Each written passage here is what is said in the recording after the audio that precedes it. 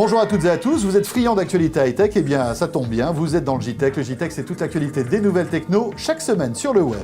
Et cette semaine, on parle tout d'abord du premier quotidien 100% électronique, 100% tablette, c'est aux États-Unis que ça se passe. Et puis on vous fera visiter la pyramide de Khéops en 3D, ça vous évitera d'aller en Égypte, surtout en ce moment.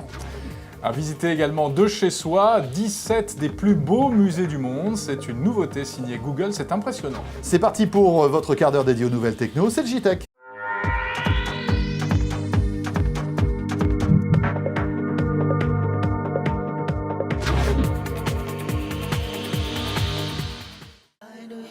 Le JTech avec OrangeInnovation.tv, la web TV qui simplifie la vie numérique. Kaspersky, expert en sécurité informatique. Lire le journal sur une tablette, c'est pas encore très répandu, mais tout va changer. En tout cas, c'est ce que pense le groupe américain News Corp qui vient de lancer le premier quotidien 100% iPad et exclusivement iPad. Cela dit, rappelle-toi, il y a quelques milliers d'années, les 10 commandements étaient aussi gravés sur une tablette. Bien vu. Mais bon, là, c'était pas tout à fait un quotidien. Non. Effectivement, aux États-Unis, les Américains ont de la chance, puisque depuis plusieurs jours, ils peuvent donc lire leur premier quotidien sur tablette. Et il y a du beau monde derrière, tout cela. Apple, bien sûr, qui fait partie intégrante du projet, et puis surtout, le magnat de la presse, Rupert Murdoch. Mais c'est vrai qu'ils ont mis le paquet, 30 millions de dollars pour le lancement de ce quotidien exclusivement numérique. Alors c'est un quotidien généraliste, les Américains peuvent y trouver des infos sur la politique, l'économie, les sports, etc. Et avec une assez jolie interface. Oui, regardez-là, c'est très réussi, ça donne envie de feuilleter ce quotidien virtuel. Alors, chose importante, c'est qu'il n'est pas disponible en France pour l'instant, même si vous tentez d'aller sur le Apple Store français, vous ne pourrez pas y accéder puisqu'en fait, c'est ce quotidien réservé aux Américains. C'est réservé aux Américains, absolument. Alors, ce qu'il faut noter, c'est que, évidemment, il est produit, il sort comme ça tous les jours, mais du contenu peut arriver en cours de journée, donc une mise à jour en temps réel grâce à la connexion Internet. Ça, c'est la force, justement, du online. Et puis, évidemment, ce qu'on trouve déjà, d'ailleurs, dans les applis médias françaises, aussi de la vidéo, de l'audio, des diaporamas, etc. En termes d'interface, il y a une chose que moi, j'ai beaucoup aimé, c'est ce petit bouton qui permet de tomber sur une page au hasard, parce qu'on retrouve la logique... oui, de feuilleter un quotidien, Voilà, ça c'est pas mal. Le tarif est aussi très séduisant. En fait, là, on est sur une forme d'abonnement qui peut être vraiment très intéressante, puisque pour moins d'$1, on s'abonne pour une semaine donc à ce quotidien, avec des offres aussi qui s'établissent à $40 pour une année entière. Donc c'est accessible, on va dire. Et peut-être que ça va être le début d'une nouvelle presse, en fait. On verra bien, c'est une véritable expérience, ce daily, une expérience qui est suivie par tous les journaux du monde entier, puisque vous le savez, la presse écrite va plutôt mal et cherche, depuis notamment la sortie de l'iPad, à rebondir sur ce nouveau média. Donc évidemment, ils vont suivre ça de très près. Voilà, alors tout n'est pas rose, malheureusement, dans ce monde fantastique de la presse online, en tout cas sur tablette et sur iPad, puisque, en fait, il y a quand même des tensions en ce moment entre les éditeurs de journaux et Apple.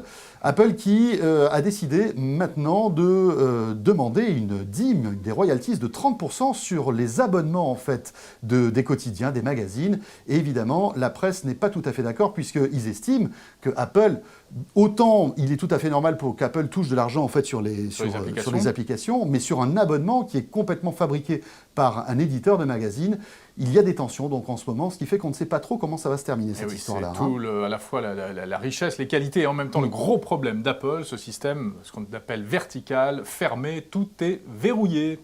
Il faut pouvoir entrer sur le monde de l'iPad, mais il faudrait pouvoir aussi rester un peu autonome. Voilà, alors qui va gagner de cette bataille entre à la fois les éditeurs et puis le constructeur Apple? Réponse sans doute dans les semaines ou les mois qui viennent. Cela devait être le procès du piratage en France, mais finalement c'est tombé à l'eau. Et sur le banc des accusés, un certain Vincent Valade, 25 ans, qui est à l'origine d'un site que vous connaissez peut-être, que vous avez peut-être visité il y a quelques années. Il s'appelait Emule Paradise. C'était un site qui recensait en fait des milliers de liens pour télécharger des films.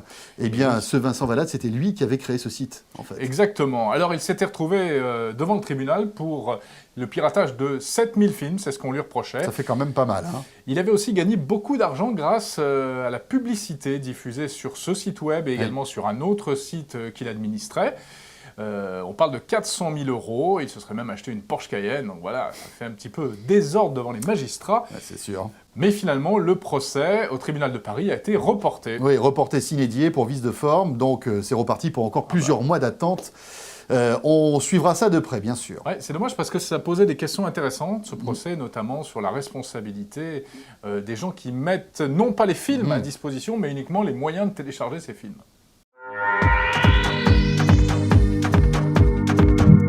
Merci d'être toujours avec nous, c'est le JTech sur la chaîne techno.com. Et lorsque les deux principaux moteurs de recherche sur le web commencent à se chercher des poux, eh bien ça fait du bruit. Google qui accuse Microsoft de plagiat. Et oui, le moteur de recherche Bing de Microsoft aurait, paraît-il, volé des résultats de recherche à Google. Alors des recherches sur les petits mots-clés que très peu de gens cherchent en fait. Voilà, alors que déjà entre Microsoft et Google, c'est pas véritablement l'amour fou. Je suis pas persuadé qu'ils fêtent dignement la Saint-Valentin qui arrive. Eh bien oui, c'est une information qu'on a pu lire sur le blog de Google cette semaine. Alors ce qu'il y a d'amusant, c'est qu'en fait Google aurait piégé le moteur de recherche de Microsoft. Et oui, rappelez-vous quand vous étiez à l'école et si vous vouliez vérifier qu'un camarade de classe ne copiait pas sur vous, eh bien, il y avait un truc à faire, c'était de mettre des faux résultats sur sa copie. Comme ça, on savait tout de suite. Et puis après, on changeait au dernier moment, Bah c'est oui, ça? Bien sûr. Ah ouais, d'accord. Et en fait, Google a fait pratiquement la même chose avec Microsoft? Exactement, ils ont créé des requêtes avec des mots complètement insensés qui n'existent pas et qu'aucun internaute ne pourrait taper. Eh bien, il se trouve que les résultats de recherche étaient les mêmes sur les deux moteurs. Voilà, alors maintenant, c'est une espèce de guerre de communiqué entre les deux sociétés. Hein. C'est l'un qui a copié l'autre dément, enfin bref. Puisque, effectivement, Microsoft dément formellement ces allégations. Voilà, c'est la cour de récré aussi des moteurs de recherche. Allez, un peu d'histoire, de belles images et de la 3D maintenant dans ce JTech. Peut-être avez-vous toujours rêvé de visiter la pyramide de Khéops sans parcourir forcément des milliers de kilomètres. Eh bien, depuis quelques jours, c'est possible, à Paris, à la Géode, où, en chaussant des lunettes 3D, vous allez pouvoir la visiter, cette pyramide. Et oui, grâce à une modélisation qui a été réalisée par la société Dassault Systèmes, et une modélisation qui, en fait, au-delà même du spectacle présenté à la Géode, a permis de faire des découvertes sur la manière dont aurait été construite cette fameuse pyramide de Khéops. Reportage de Christophe Joly. Et si la pyramide de Khéops avait été construite de l'intérieur? L'architecte français Jean-Pierre Houdin en est persuadé. Et grâce aux ingénieurs de Dassault Systèmes, il semble bien avoir percé le mystère de la construction de la plus grande pyramide d'Égypte. En fait, ce sont les logiciels de simulation de crash test automobile qui ont permis de reproduire fidèlement ce qui s'est passé il y a 4500 ans. Alors en fait, on a aidé Jean-Pierre Houdin à simuler, modéliser l'ensemble de sa théorie et des processus qu'il décrit dans sa théorie de la construction de la pyramide de Khéops. C'est-à-dire qu'on a utilisé les mondes virtuels et les technologies qu'on utilise d'habitude dans le monde industriel d'aujourd'hui, simplement pour l'appliquer à un autre chantier industriel, mais un chantier qui a eu lieu simplement il y a 4500 ans, et voir si on devait reconstruire une pyramide à l'identique, est-ce qu'on pourrait le faire grâce à la théorie de Jean-Pierre Houdin? Concrètement, quels ont été les moyens mis en œuvre pour y parvenir? Alors il y a plusieurs, en fait, j'ai envie de dire que toute la gamme des logiciels de Dassault Systèmes a été utilisée, c'est-à-dire à la fois les logiciels de modélisation, comment dessiner la pyramide dans l'espace, comment la modéliser au mieux, comment simuler les systèmes mécaniques, comment vérifier que par exemple les systèmes de contrepoids que décrit Jean-Pierre dans sa théorie peuvent fonctionner dans la réalité. On a utilisé des logiciels de simulation que l'on appelle par éléments finis, qui ont permis de retracer l'histoire des craquements de la chambre du roi, qui reste un des mystères de la chambre du roi. Et tous ces logiciels-là ont été utilisés dans un premier temps pour vérifier scientifiquement si la théorie était plausible ou non dans le monde virtuel. On ne dit pas que la pyramide a été faite comme ça, on dit que s'il fallait reconstruire une pyramide identique, on pourrait, en suivant ces processus-là, la refaire dans la réalité. Ces recherches ont donné lieu à un spectacle captivant à voir à la Géode. Au menu, 3D en relief et réalité virtuelle pour se plonger dans les entrailles de Khéops. Voilà à découvrir si vous êtes parisien ou de passage à Paris dans les semaines à venir. Voilà, pour rester dans l'histoire maintenant, alors peut-être connaissez-vous le système Street View de Google qui vous permet d'une manière un peu magique comme ça de vous balader dans les rues de la plupart des grandes villes de France. Du monde entier même. Et du monde entier même, avec votre souris ou même sur votre smartphone. Eh bien, imaginez à peu près la même chose, mais dans les musées. Vous allez pouvoir maintenant visiter des musées de manière virtuelle à l'aide de votre souris. Et oui, c'est le projet Google Project Art qui vient d'être lancé sur le web.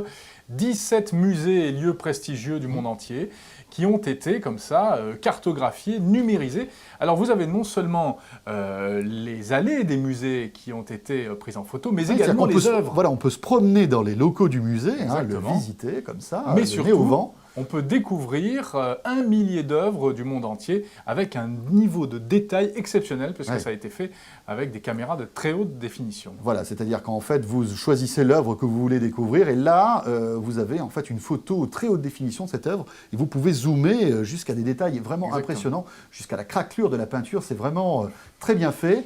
Et alors, ce qui est amusant, c'est que ça a été numérisé avec un petit peu le même système que pour Street View. Hein. On connaît maintenant les voitures Google qu'on a pu croiser dans les rues avec cette caméra sur le toit. Ben, regardez cette espèce de tricycle avec laquelle les techniciens de Google ont arpenté les allées de plusieurs musées. Oui, à mon avis, ils ont dû avoir une autorisation, parce que pour faire du vélo dans un musée, en général, c'est pas facile. Hein. Oui, mais là, c'est pour la bonne cause. Hein. Voilà, bon, en fait, on se rend compte que maintenant, on n'a plus besoin de parcourir des kilomètres pour voir des pyramides, ou même pour visiter des musées. Donc, on s'installe sur son canapé. Voilà. On commande des pizzas, des hamburgers. Des hamburgers, et puis on grossit en se cultivant. Vous en avez marre de Facebook et vous voulez toujours perdre du temps au boulot? Eh bien, on a trouvé un nouveau site pour vous. Oui, ça s'appelle CubeDuel. C'est tout simplement un comparateur de collègues de bureau. Vous allez pouvoir noter vos collègues de bureau. Regardez comme c'est bien fait. Alors, il faut s'inscrire, il faut aussi que vos collègues soient eux aussi inscrits. Et puis, à chaque fois, le logiciel va vous présenter 2 images, 2 collègues. Vous votez, vous dites lequel est le plus sympa selon vous, celui avec lequel vous avez envie de travailler. Et à l'arrivée, eh bien, il y aura le collègue le plus sympa de toute la boîte. Bon, ça sert à quoi à part se faire des ennemis, en fait? Bah non, ça sert aussi des amis, parce que effectivement, ceux qui arrivent en tête de classement sont sacrés les plus sympas des sympas. Donc il faut voter pour son patron, quoi, en gros. C'est ça? Oui, c'est un bon conseil qu'on peut vous donner. De Lèche-Bot.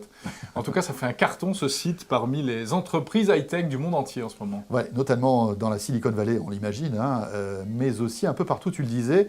C'est vraiment le site à la mode. Si vous voulez être hype, il faut aller sur CubeDuel. Voilà. On va terminer par une publicité, mais pas n'importe quelle pub.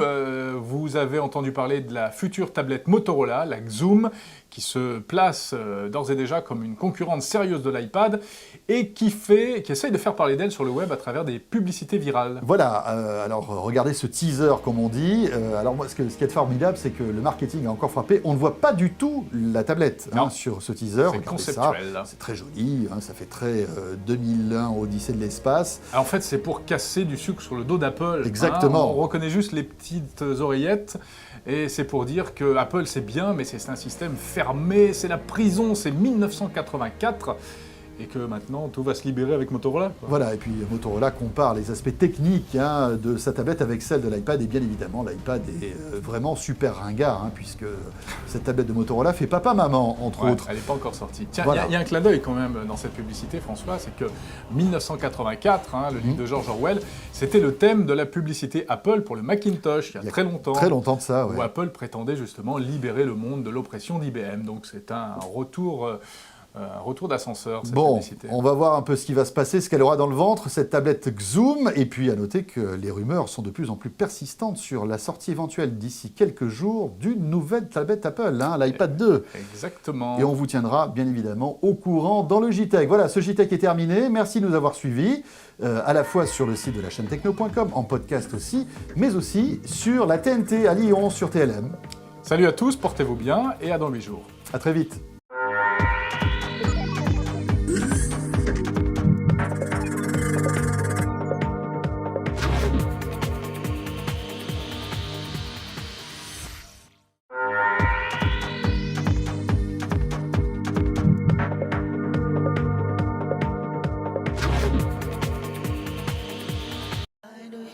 Le JTech avec OrangeInnovation.tv, la web TV qui simplifie la vie numérique.